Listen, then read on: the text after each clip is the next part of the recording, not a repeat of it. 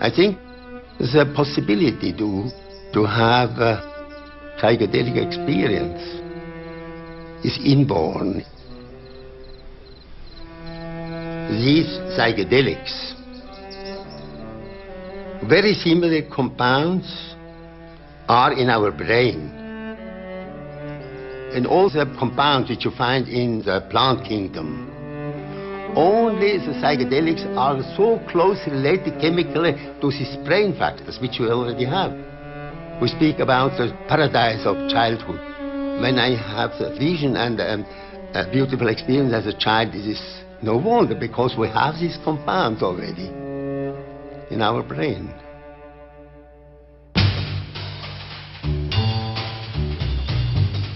In the 1940s, Dr. Albert Hofmann discovered a substance that had a profound influence on the way science viewed the human mind. D-lysergic acid diethylamide, or LSD.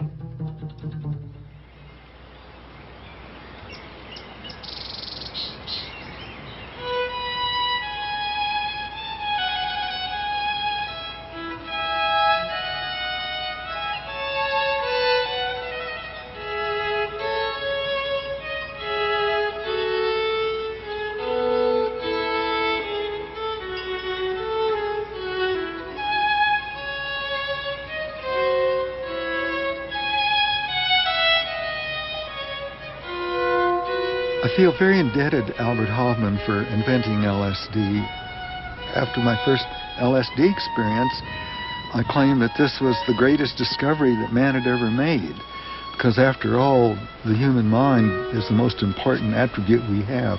And this lets us understand our mind and the enormous potential of mind. Albert told us about his youth and how he used to love to go out into the forest and feel the wonder and the beauty and the light. He actually sensed a light in the forest, and he felt exalted. I was walking in a beautiful May morning. Suddenly, I stopped and I had the feeling everything had changed. The wood was beautiful, beautiful green, and I had the feeling that I saw now the wood as it really is. And I had the feeling I would be included by it. I had a feeling of happiness I had never had before. And this gave me the security that if you have open eyes, you may see the world in a different way. I mean, you see it as it really is. Wonderful.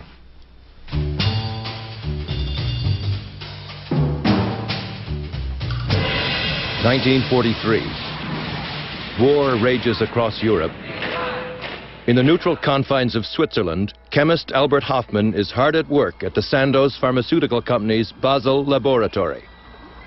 While searching for a cure for migraine headaches, Hofmann accidentally ingests a minute amount of an experimental substance that would change both his life and the world, LSD-25. Many would come to view it as a spiritual antidote to the atom bomb. Before the decade is over, Sandoz has sent Hofmann's discovery to researchers and psychiatrists all over the world for testing. Research projects spring up in such places as Canada, the US, England, and Czechoslovakia. One day we got a large box full of ampules, and it was LSD. And there was an accompanying letter that said this was a very fascinating substance, discovered practically by accident, or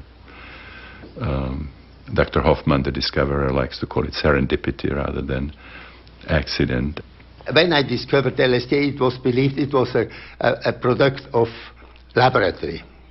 And then we discovered that these compounds had existed already for thousands of years in the plant kingdom. Not exactly LSD, but practically. When he intoxicated himself accidentally, he discovered that this was a very, very powerful psychoactive substance, and then he confirmed it in a planned self-experiment. being a cautious man, I started with a very, very little amount, only with a quarter of a milligram. I tested, and then I had I could say a terrible experience. We take a long time to get used to our world when we're well, we take many years, in fact, learning about it and learning how to behave in it. And when it changes suddenly and dramatically, we may not like this. After some hours, when I was laying in the bed, I came back. I came back for a foreign, quite foreign existence to new life. I saw, certainly, I realized how wonderful our Earth is. I felt newborn, to be newborn, and even the next day, when I went in the garden, the world was new.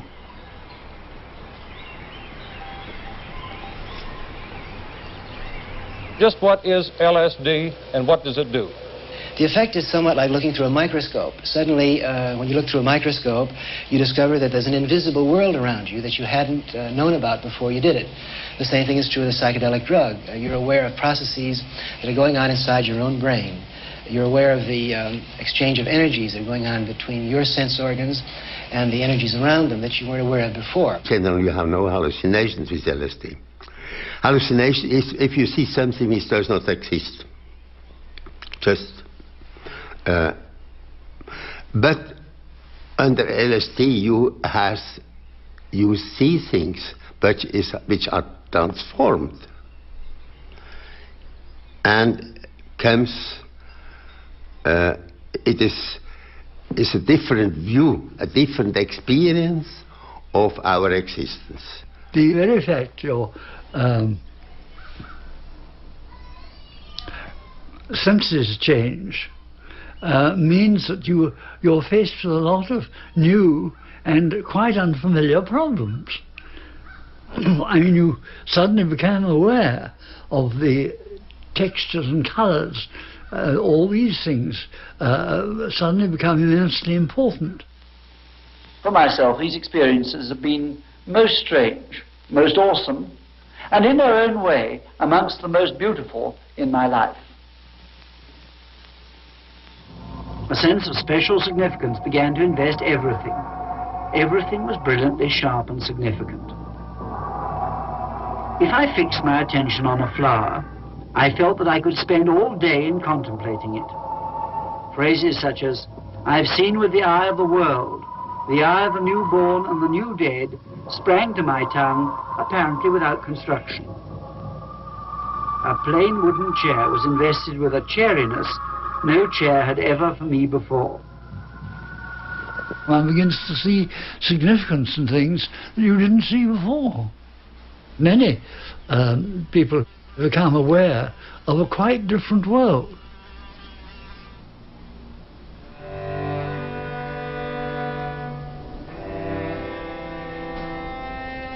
Saskatchewan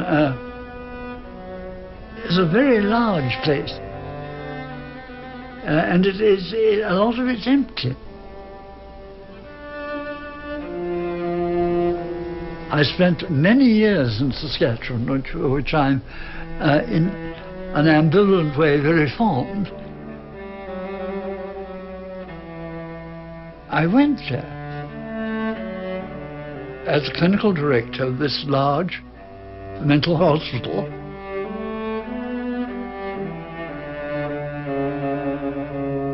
I enjoyed those distant days in Saskatchewan.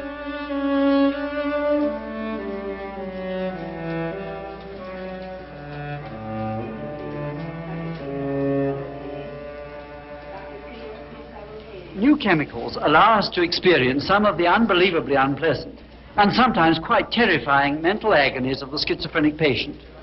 To some extent, to put ourselves in his shoes for a few hours. These people have terrible experiences. That's why they're so tense. We know that seemingly small errors made in caring for them will cause that tension to rise. It was a bad hospital. And every time you went there, you were surrounded by people who were yelling and shouting and gesticulating and making all sorts of noise. And they were very sick, unhappy people. On the grounds at night, there was always shrieking and crying and screaming. You could hear it all over the place. Terrible place. It really was. We found ourselves landed with this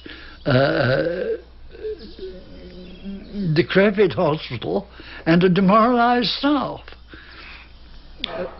As it turned out, they were a lot better than many people believed. They were decent and humane prairie people, and they did a very good job. Dr. Abraham Hoffer, biochemist and psychiatrist, heads our research team at the University Hospital in Saskatoon. Abe and I met because of my interest, what became his interest in schizophrenia. He was an admirable chap to work with. He's a prairie born, and the other very important point was a lot of things that he was tremendously helpful to me, because my old predecessor would say, he said, you don't sort of understand the Canadians of the prairies. By having got Abe as a reference point, I was able to prove many astounding refutations of this. And you could produce them on the hoof, as it were. I've always given Humphrey credit for the immense contribution he made. He was the single most important catalyst. Had he not come to Saskatchewan when he did, I doubt I would have gone into this field at all. And my guess is that I would have become a straightforward, standard, conservative, orthodox psychiatrist. We are able to hold our world constant. For the schizophrenic person, this constancy breaks down, or begins to break down, which is worse because of the uncertainty. We've conducted hundreds of experiments using different substances to produce schizophrenic-like symptoms in ourselves. I put myself through more than 15 experiments using everything from ololuquin to adrenalutin. Once we began getting a little more money, we didn't get much more money, but a little more money, and the conditions really improved quite a lot. Tommy Douglas, he was a man of tremendous vision. It made sense to him to say that schizophrenia keeps a lot of people tied up for years and years, and nobody knows what causes it, and nobody knows how to cure it, and maybe there's a better way to go about it. And so they set up a project, and I was caught in the project. It was great. So we had everything going for us at that time.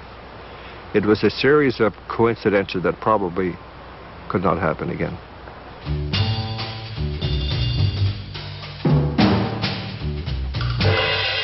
By the mid-1950s, LSD research was being published in medical and academic journals all over the world. It showed potential benefits in the treatment of alcoholism, drug addiction, and other mental illnesses. Some psychiatrists and other mental health workers began taking it themselves in order to experience greater empathy with their schizophrenic patients. Much of this work was pioneered by Osmond, Hoffer, and Blewett in Saskatchewan, where the prevailing psychoanalytic model of mental illness was about to give way to one based on brain chemistry.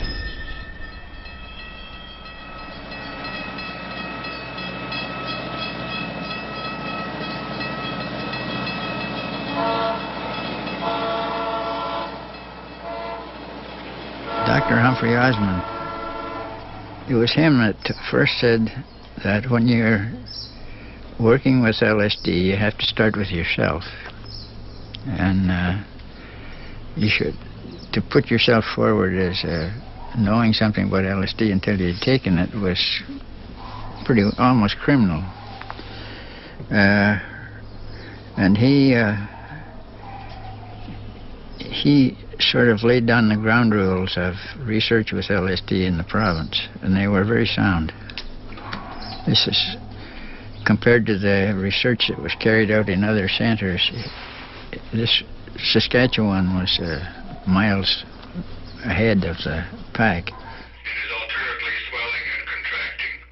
In Saskatchewan, and cooperating with scientists all over the world, we've been working to prove a theory we think is sound. We decided to use these drugs to see if we could get inside the skin of a schizophrenic patient to see if this might give us a clue as to how we might better treat them. I was simply interested in seeing what this was the experience our patients had, what it was like. And it was a great surprise to me. LSD really changed our thinking. And it had the following major changes, that once we had taken the LSD, we became much more aware of what was happening to the schizophrenic patient. And it also had the effect of taking the patient's accounts of their experience very seriously, which you don't necessarily do if you hear them every day and they're always much the same. You don't really think about what's it like for that particular person. Dr. Hoffer, you've used it in treating alcoholism. Why do you use it for that purpose? In my opinion, Mr. Burton, and this is based upon 500 cases that we have treated over the past 8 years, we selected alcoholics because it is often easier to know whether they are improved or not. And many of our people had not responded to the best treatment that we could give them, and they are now sober and good people. We began to use LSD to treat alcoholics. The original idea was to use it as a drug.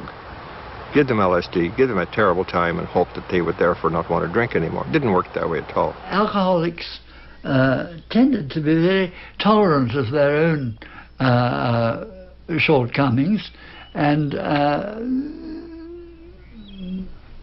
they rather like not to think about this.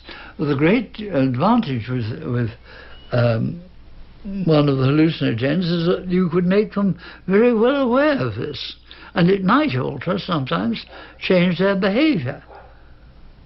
They might see it in a quite different light. They gave their first LSD to the alcoholics, and after they had given it to 5 or 6 or 7, Humphrey says, you know, he said, it's not working. I said, what do you mean? He says, we can't give them this terrible time they're supposed to have. I said, what's happening? He said, it's something different. And he began to describe what was happening. He was describing a psychedelic experience. Under LSD, some of them sometimes would get the idea that perhaps they really were mistreating their own kin. And that is a powerful incentive to do something about it. It's not thought to be a good idea to persecute your own family unless the family liked it. And presumably, if they took a dim view of your drinking, they didn't like it. These experiments have helped us to experience something of how these ill people perceive the world, its dimensions of time, space, and color.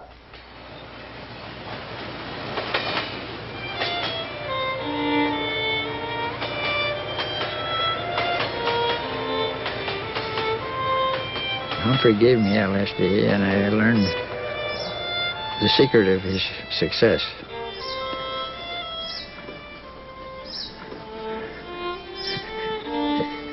It's all on the inside. It's just looking for you.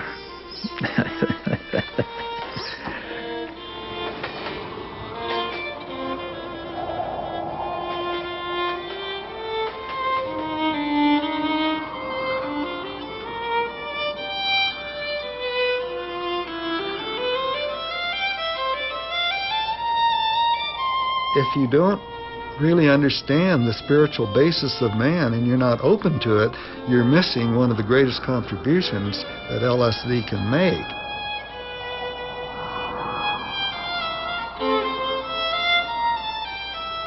Well, Hubbard came along and demonstrated a whole new way of using it based on spiritual realization.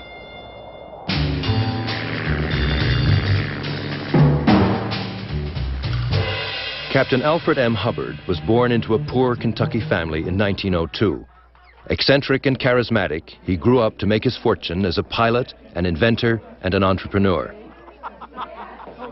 After some of his darker dealings got him into trouble with U.S. authorities during World War II, he moved to an island off the coast of British Columbia.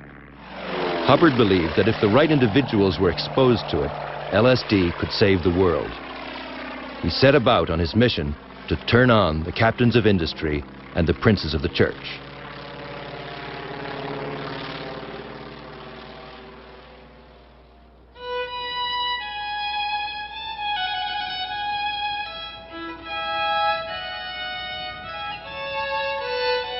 In a good LSD experience, what happens that as you resolve your inner conflicts and the loads and the barriers that have developed, and you begin to reach down into the depths of your own being, you see more and more levels of being, more and more levels of understanding.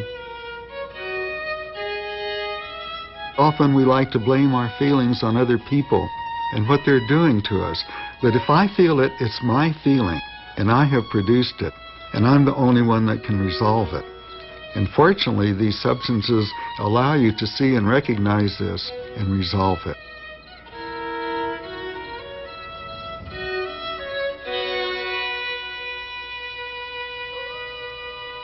Meeting Hubbard was one of the most remarkable things that ever happened to me. Maybe not as effective as taking LSD, but he was so different than anyone I'd ever met.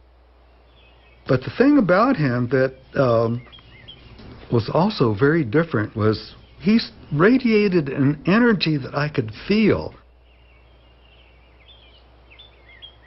I don't think ever before in my life I'd ever felt anyone, but I could feel his energy, and I just felt so good in his presence. He had a religious vision that he was working on behalf of the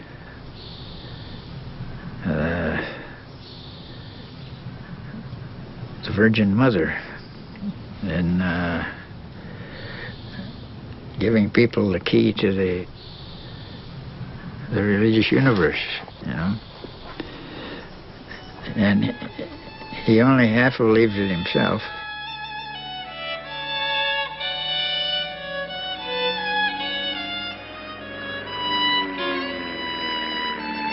But he was the most unlikely man to be on a religious mission that you could possibly imagine. He has a lot of tricks up his sleeve. He gave me a little methadone, which is a nice euphoria. So it left me with very good feelings about Al Hubbard, and I was pretty convinced that I needed to go and try LSD with him. So I made a date and went up to Canada. I was just astounded at what I learned, and I felt enormously free from the way I had before. And then I just couldn't get over such a profound learning experience. So naturally, I became very enthused about it. I started talking to people about it and encouraging others, and began to wonder how I could get more and more involved.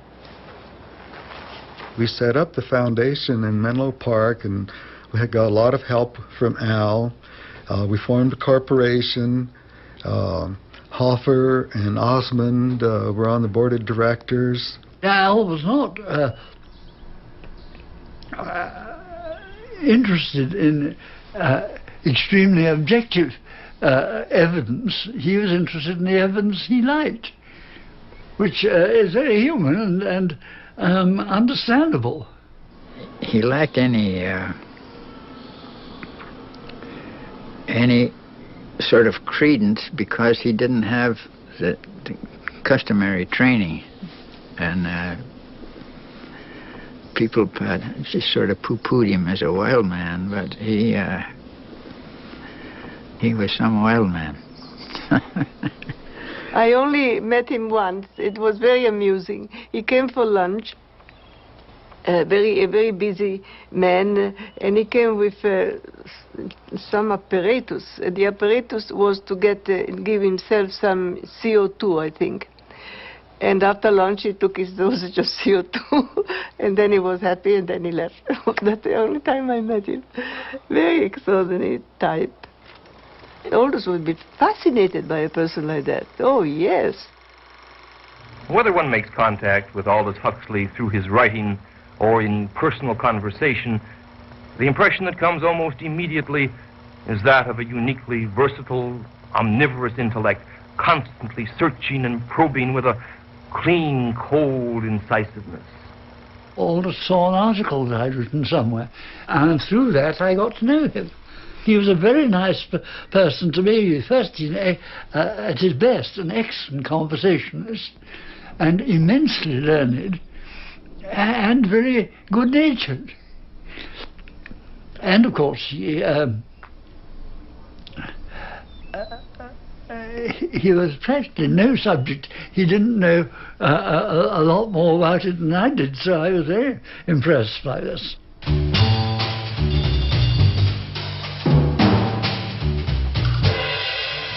The start of the Second World War found eminent British author Aldous Huxley writing screenplays in Hollywood, California. While there, Huxley explored Eastern mysticism with such luminaries as Gerald Heard and Alan Watts. He wrote to Dr. Humphrey Osmond after reading an article about mescaline that the doctor had published. They struck up a friendship that would last until Huxley's death in 1963. But it was during their first meeting in 1953 that Osmond gave Huxley his first psychedelic experience, which prompted the author to compose his famous essay, The Doors of Perception. I didn't really want to end my career as the man who'd driven Aldous mad. It wouldn't have been a good start. But in fact, we had a very pleasant time together. And also, I don't think I made any very great blunders, so that Aldous liked the experience. It interested him, and I think he liked to think that this was contributed something to scientific knowledge too. The point that interests me is that whereas the ordinary everyday experience is of course absolutely essential most of the time, it's not the only possible experience. There are also other types of consciousness, I mean the artist type, the mystic's type and so on, which have empirically an enormous value and may help people to live less self-centered and more charitable lives and more understanding lives. Aldous and I would give this session to a friend or to someone who wanted, and the preparation for the session was very, very careful. The day before we didn't do anything, we just fixed the house very quietly. The day of the session there was nothing except that, and even the day after.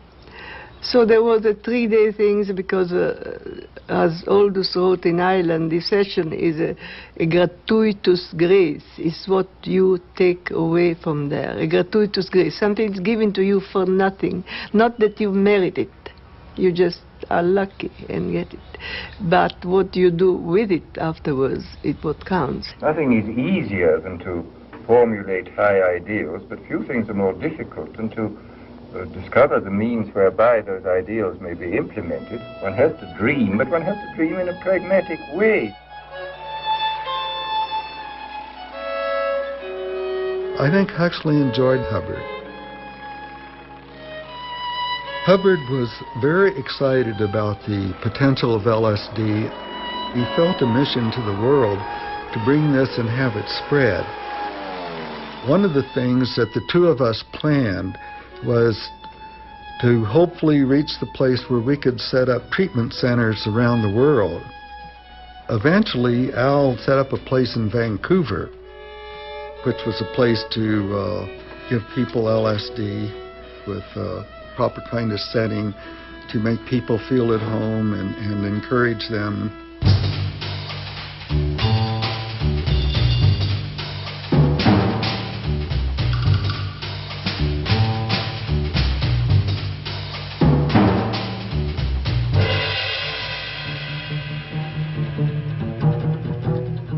When the person was accepted to go through the program, he was given an outline to write his history, what problems he had, if he had any health problems, what was the relationship with his parents, what was his childhood like. So then they came to the session and some introductory remarks were made. The importance, for example, of just releasing to the experience and knowing that they had help and could ask questions. And then they were administered LSD. And then we would lie them down on the couch. We'd put headphones on them and encourage an internal journey. And then we would put on music. And we would keep playing the music. And usually it's been the first 2, 3, maybe even 4 hours there. And that's what we wanted, for them to go deeply into themselves and explore. Of course, we were taking notes, and we had a tape recorder so that everything that was said was recorded. Can I come up for a minute? Certainly, David. So then, after 4, maybe 5 hours, they would feel like coming out and sitting up, so we began to talk. That was magnificent. We would show them pictures of the family so that they could look at them and spend time with them, which is probably the most important part of the session for people who were there for therapeutic reasons. Hubbard was very ingenious at working out things that promoted the effectiveness of the LSD experience. One of them he came up with was the strobe, and he found that if the strobe light, if you get it pretty close to the alpha rhythm, produced a very weird effects. It does anyway as a natural strobe. When you combine that with LSD, it's really very remarkable.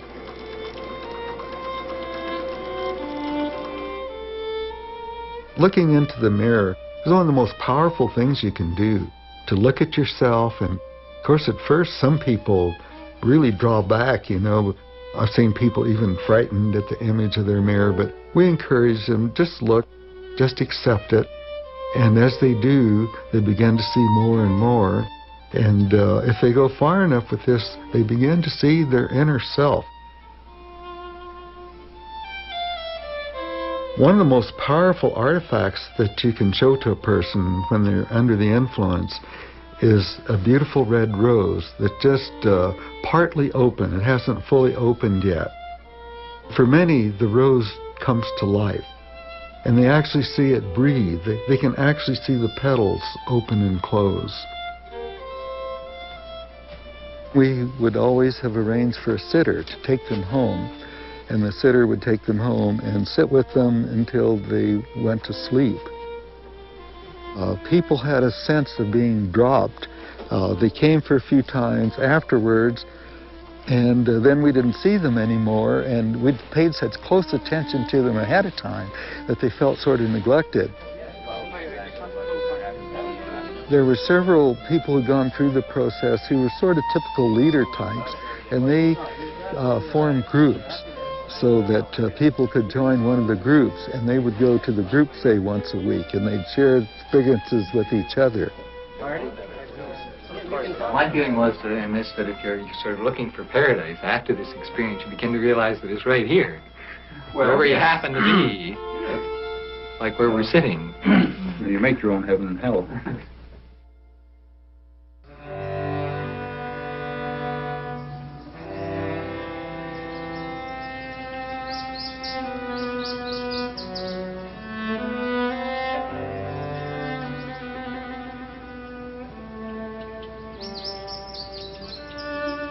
It's very important that one is prepared for the use of psychedelics. It is not just fun, it is a very serious experiment. Psychedelics allow you to do things, but you only do the things that you really want to do. And if it's something that you don't want to do, then stay away from it. It's not for you. So intention is the bottom line. As a matter of fact, I think intention is the bottom line in life anyway, for all of us at any time. When you think about ritual, traditional ritual ceremony, that's just the purpose of intentional use of arranging the set and the setting. It's not that ritual per se has any value, but it has value depending on the intention and the set and the setting that's behind it. Set is what you bring to the experience. You bring your life experience, you bring your memories, you bring your unconscious material, you bring your aspirations. Some people may have a much better set and sail very smoothly through these experiences. Others may have very difficult sets and may have to work harder and maybe be a lot more uncomfortable before they get things resolved. Setting is also important, and setting is the place where you have the experience. It's your surroundings, it's your companions, and these things are very important. The approach to give a LSD session was extraordinarily thought out, careful, respectful, loving, and it's also self-effacing, because the most difficult thing if you are a guide is not to have opinion, to let the person give whatever he feels, whatever he sees. And so it was completely different from what happened 4 years later, where that was given in its street, and it was very upsetting.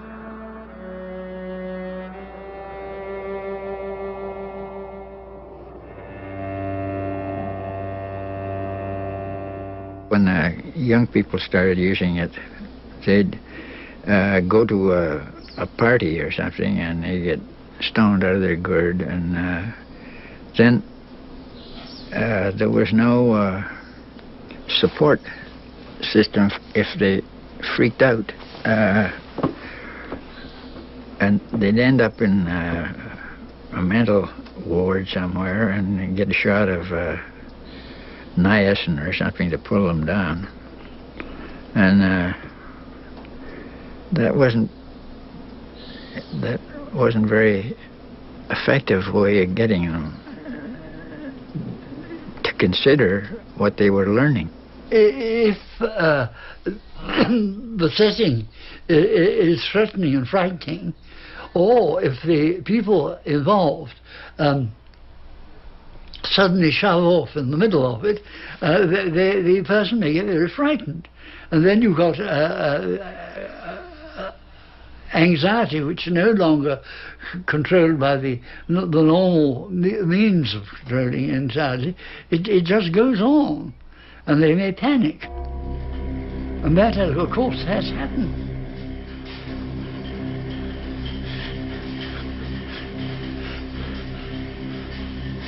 There were places in Canada where they tied people in bed to give them LSD.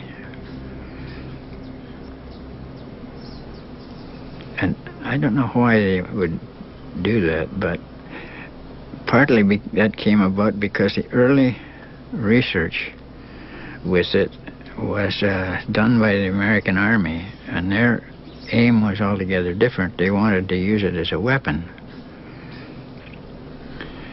And when you start from the weapons approach, it's the confusion and the disturbance that you're capitalizing on, because they felt that if you give it to a whole population, they'd be pretty well immobilized, because people wouldn't be able to carry on in their normal fashion, and you just sort of move them out of the road quietly and move in and take over their function, and you have a victory with no trouble whatever. That was the theory, but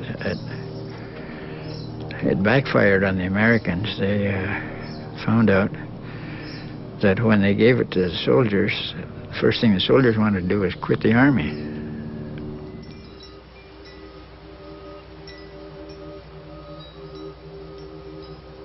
We teach the science and art of ecstasy. We teach people how to turn on or how to go out of their minds. By turn on, we mean to tune in, to get beyond your routine ways of thinking and acting and experiencing.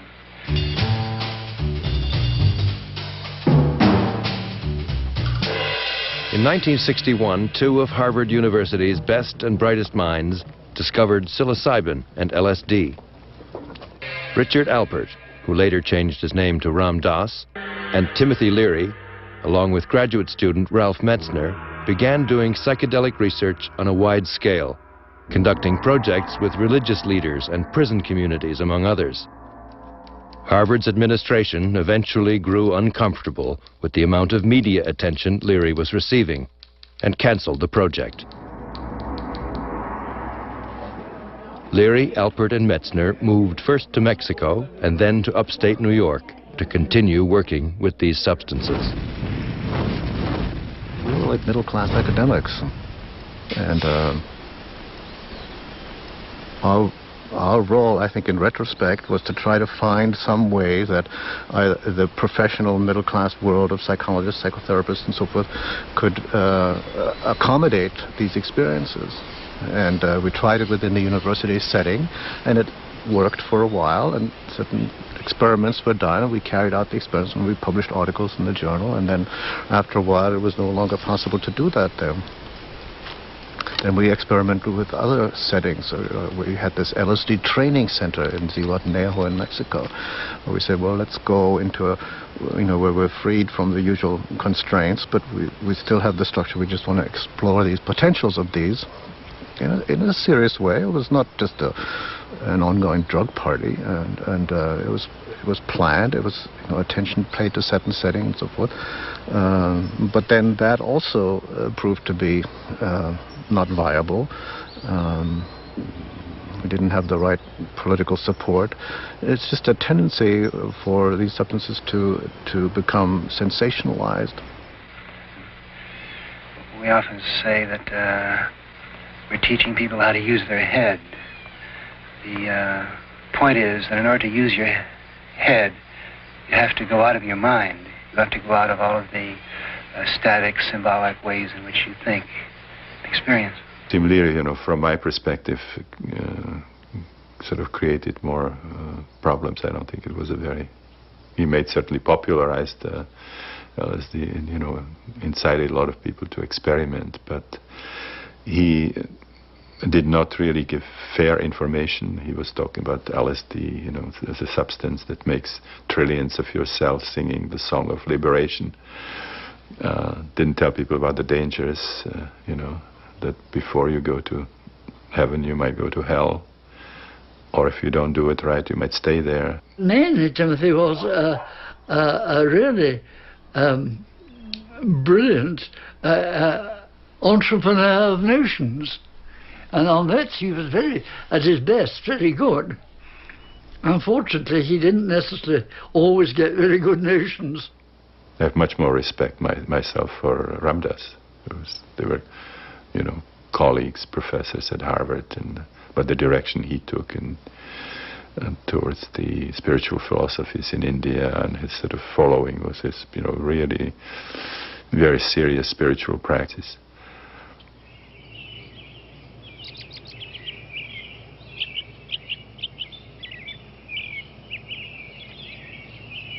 I was more using psychedelics to clean myself out. Tim was using it more to clean the society out. I wasn't born Richard Alpert. I was just born as a human being. And then I learned this whole business of who I am and whether I'm good or bad or achieving or not. All that's learned along the way. And you see all those learned things separate. So you start to have this dissociative experience of where all that you become is awareness, is a point of awareness. That's all that's left. I remember the first time this happened to me, as professor went and middle-class boy went and pilot went and all of my games were like going off into the distance. I got this terrible panic because indeed I was going to cease to exist. And I got the panic, which is the panic that precedes the psychological death, because indeed Richard Alpert was dying. The psychedelics opened my mind to whole new spaces of myself and the universe. I remember thinking at the psychedelic session, the with mushrooms.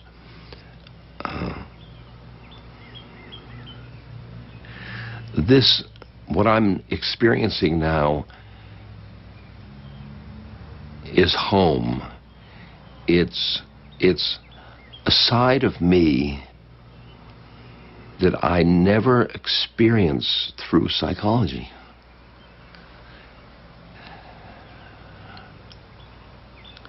It's like a new level of my being. And I got so excited. We think of ourselves as members of a very traditional organization of men who have been asking the question, what's what, and, who is man, and what is this energy process all about? Leary didn't think the institutions could possibly work. They're too encrusted. They were not open-minded. So therefore he had to carry out this plan that they had engineered. And I said, I don't think you can change except through our institutions. So he said, all right. He says, I'll shake them up, but you stick with the institutions and see if you can get it accepted in that way. I think we have to see that the people who have broken out of their culture, the seers and the prophets, are essentially right, and that unless we follow their advice and follow it awfully quickly, we're going to be making an appalling havoc and mess of our world. Aldous was, telling us to keep psychedelics quiet. And Timothy, he was like a wild adolescent. Aldous certainly felt that it should be reserved for people who want to do it, since it's rather arduous at times. And Timothy, I think, his sort of populist approach was much on the fact that it was what he wanted to do. What he did was he put his head down and he charged the American Medical Association head on. And the American Medical Association is more powerful than Timothy Leary, and they hounded him till his grave. But he had more effect than they did. His role was to popularize it. And at the end, it became impossible for those of us in research to use it, but it became easy for anyone else on the street to use it. That's what Leary did. By the mid-1960s, LSD was a household word.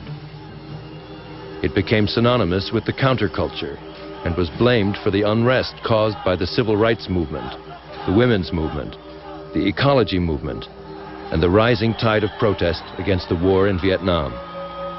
The USA banned LSD and pressured other countries to do the same.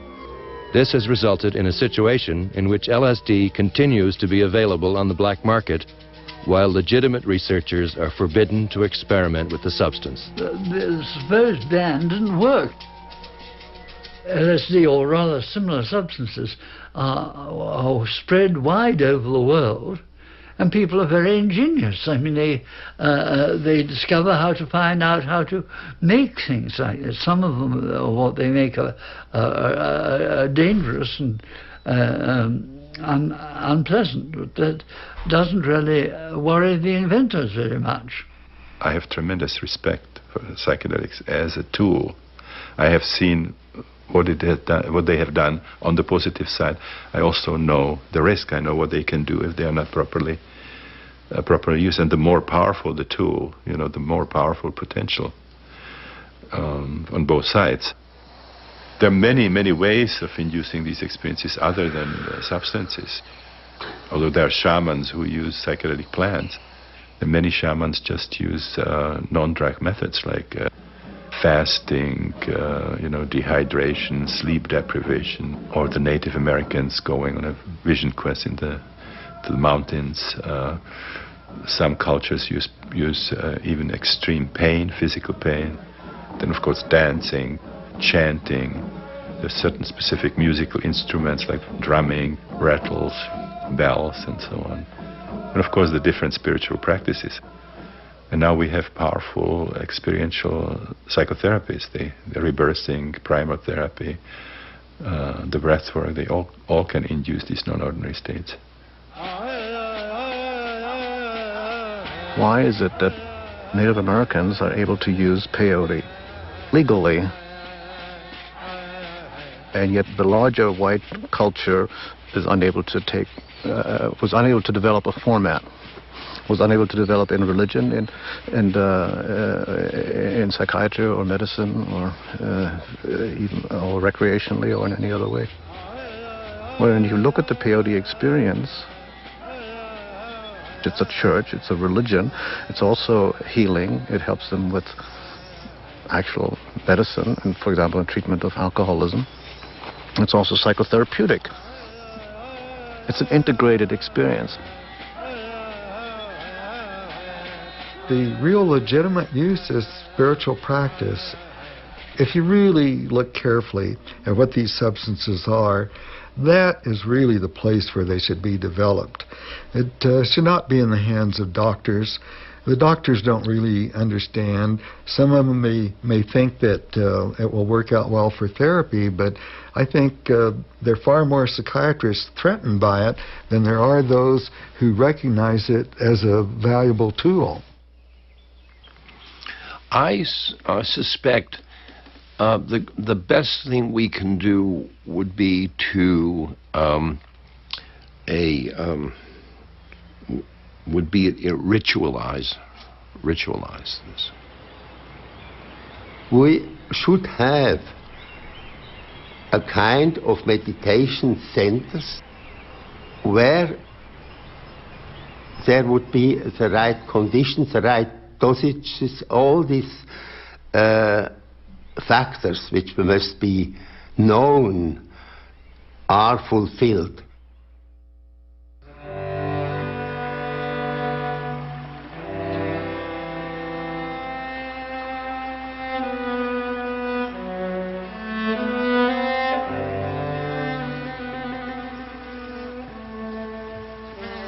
We do want to expand our consciousness. We alter our consciousness all the time. We cycle through waking and dreaming and sleeping. It's natural. Consciousness naturally varies. I mean, I took a consciousness expanding drug this morning. I had a cup of coffee. That was a psychoactive. That got my brain going. Probably most people do that.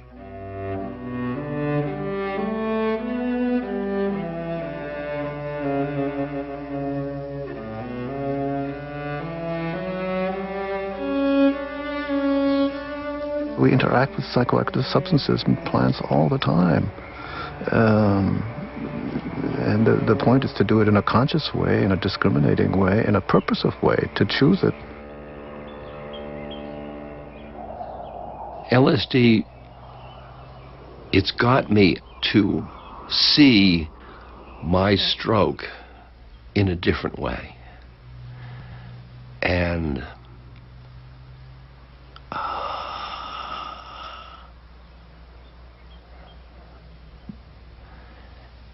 I can be happy with my life.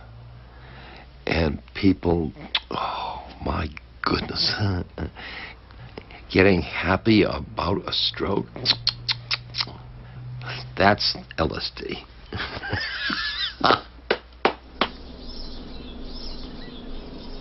There are still people who are violently opposed to psychedelics. Very few of them have ever tried psychedelics.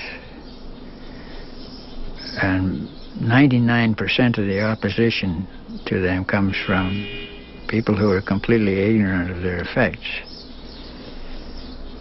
But whether it'll change remarkably in the next while, it's hard to say. Some things take years and years and years as they finally find the right solution. And I am convinced LSD will find the place it needs in the human culture.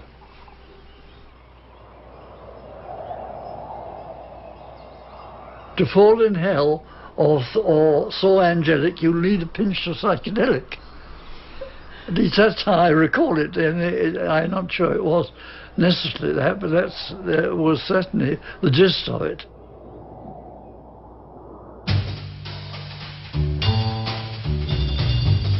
To fall in hell or so angelic,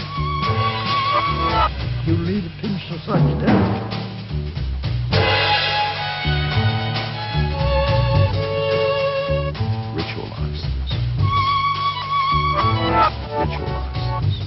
We're not saying that you have to do it.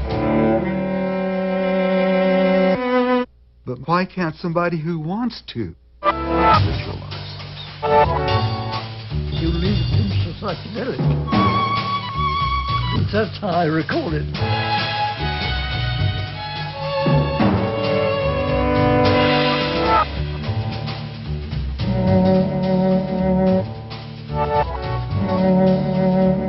Why can't somebody who wants to